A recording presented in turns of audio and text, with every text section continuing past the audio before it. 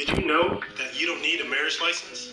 In this video, I'm going to break down what a marriage license is really about and what they don't disclose to you when you go apply for a marriage license.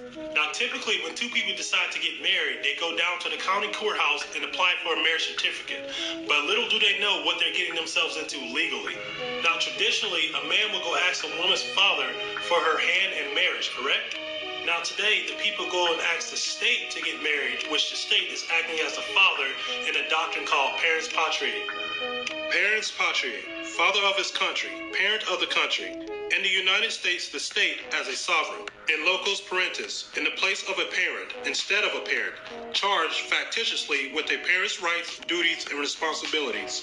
That's one reason why they have you go get a marriage license, because you're getting permission from the state, which is acting as your father. License, certificate, or the document itself, which gives permission. Permission by some competent authority to do some act, which, without such permission, would be illegal. So now you got to ask yourself, would it be illegal to marry if you didn't get this so-called license?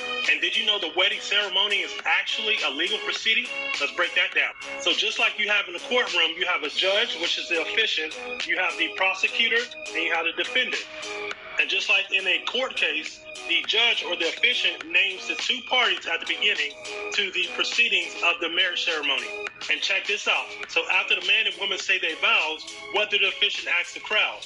If anyone in the crowd have any objections to why this man and woman shouldn't be married.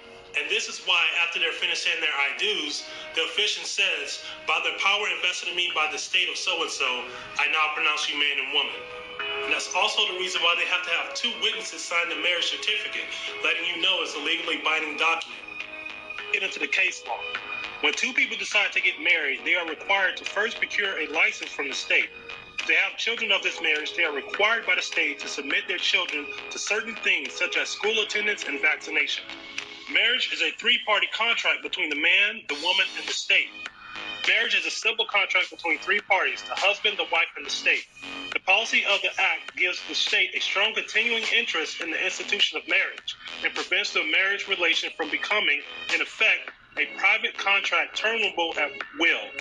This seems to us another indication that public policy disfavors private contractual alternatives to marriage. And that private contract is called a common law marriage, which they don't like because they don't get to regulate it. So remember, every time you get a license, you invoke the jurisdiction of the state, meaning you come within their regulation.